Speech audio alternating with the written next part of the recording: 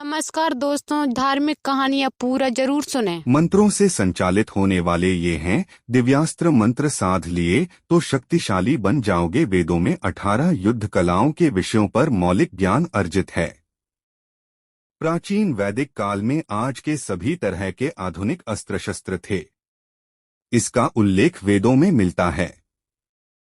उस काल की तकनीक आज के काल से भिन्न थी, लेकिन अस्त्रों की मारक क्षमता उतनी ही थी जितनी कि आज के काल के अस्त्रों की है। हालांकि ये किस तकनीक से संचालित होते थे, यह शोध का विषय हो सकता है, लेकिन यह तो तय था कि वे सभी दिव्यास्त्र मंत्रों की शक्ति से ही संचालित होते थे।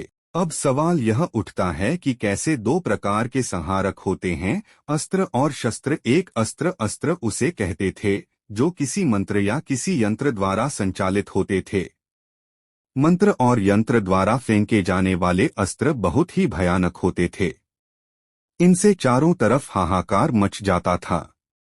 जैसे वर्तमान में यंत्र से फेंके जाने वाले अस्त्र तोप होती है, मंत्र से जैसे ब्रह्मास्त्र, पाशुपतास्त्र, पर्जन्यास्त्र आदि दो शस्त्र हाथों से चलाए जाने के कारण इन्हें शस्त्र कहते हैं। शस्त्र दो प्रकार के होते थे, यंत्र शस्त्र और हस्त शस्त्र। यंत्र शस्त्र के अंतर्गत शक्ति, तोमर, पाश, बाण, सायक, क्षण, तीर, परिघ, भिंदीपाल, नाराज आदि होते थे। हस्त शस्त्र के अंतर्गत रिष्टि, गदा, चक्र, वज्र, त्रिशूल, असी, खंजर, खप्पर, खड्ग, चंद्रहास, फरसा, मुशल, परशु, कुंटा, शंकु, पट्टिश, वशी, तलवार, बर्छा, बर्छी, कुल्हाड़ा, चाकू, भुशुंडी आदि।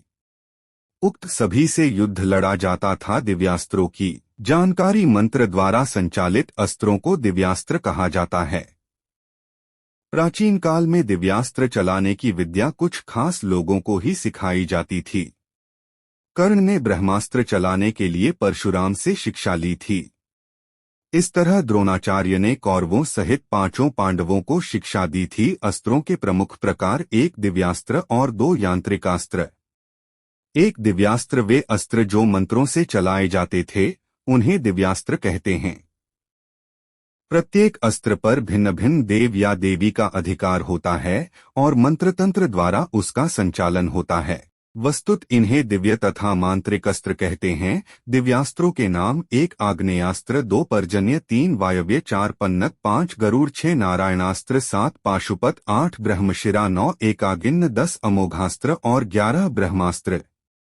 इसके अलावा कुछ ऐसे भयानक अस्त्र थे जो यंत्र या तंत्र से संचालित होते थे। दिव्यास्त्रों का प्रभाव: कहते हैं कि आग्नेयास्त्र से आसमान से अग्नि बरसती है तो पर्जन्य से भारी बारिश, इसी तरह वायव्य से आंधी और तूफान शुरू हो जाते थे। सभी अस्त्र शस्त्रों का प्रभाव इतना घातक था कि संपूर्ण युद्ध स्थल का वातावरण भयावह हो जाता था। इनसे बचना मुश्किल ही होता था।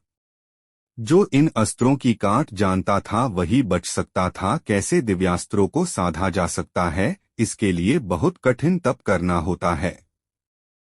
सर्वप्रथम पर व्रत, उपवास, ध्यान आदि करके मन को काबू में करने 5 इंद्रियों को संचालित करने की शक्ति अर्जित की जाती है। जो व्यक्ति एक चित्त हो जाता है वही दिव्यास्त्र को प्राप्त करने की क्षमता रखता है। प्रत्येक शस्त्र पर भिन्न भिन्न देव या देवी का अधिकार होता है और मंत्र, तंत्र और यंत्र के द्वारा उसका संचालन होता है।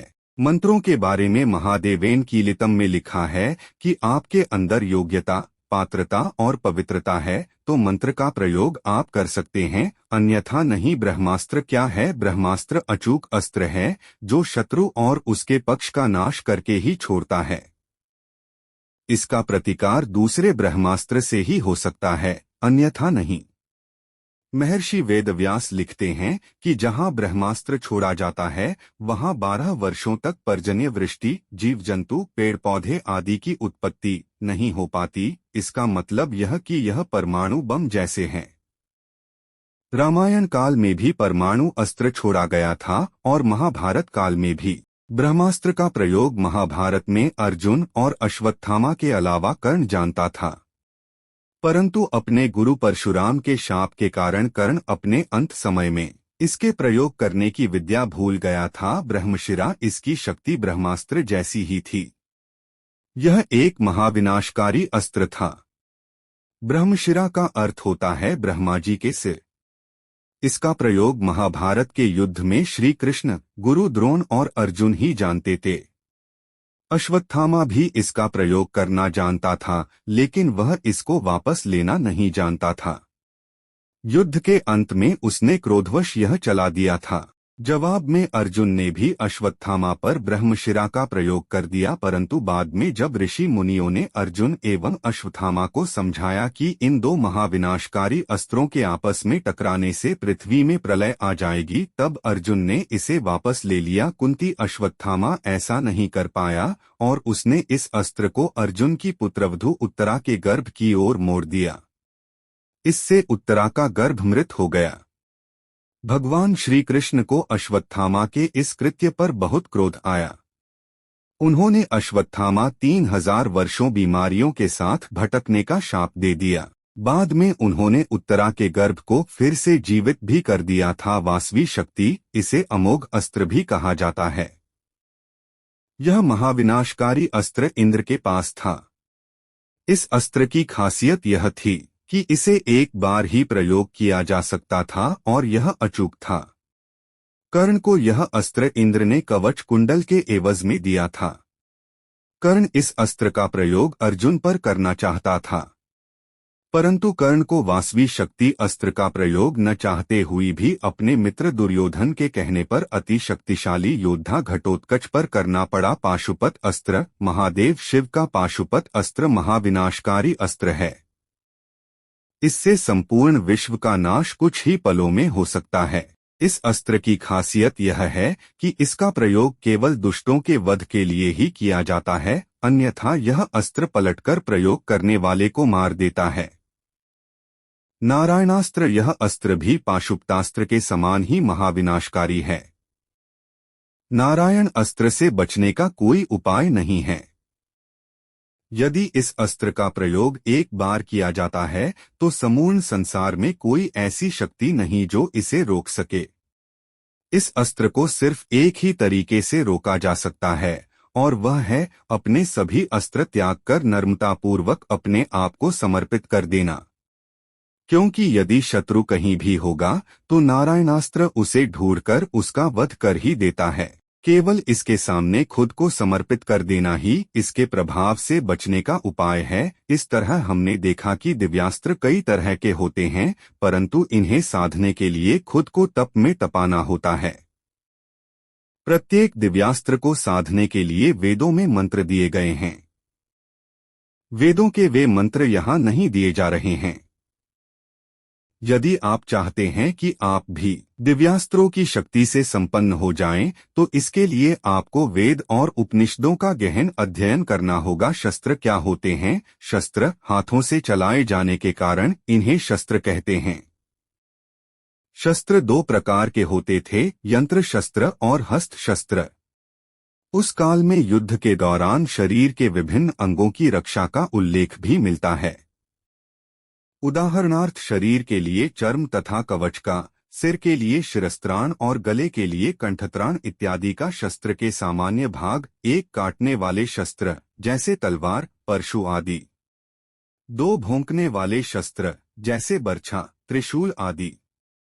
तीन कुंद शस्त्र जैसे गदा, लठ आदि। यंत्र शस्त्र के अंतर्गत शक्ति, तोमर, पाश, बाण, सायक, षण, तीर, परिघ, भिंदीपाल, नाराज आदि होते थे। हस्त शस्त्र के अंतर्गत रिष्टि, गदा, चक्र, वज्र, त्रिशूल, असी, खंजर, खप्पर, खड्ग, चंद्रहास, फरसा, मुशल, परशु, कुंटा, शंकु, पट्टिश, वशी, तलवार, बर्छा, बर्ची, कुल्हाड़ा, चाकू, भुशुंडी आदि।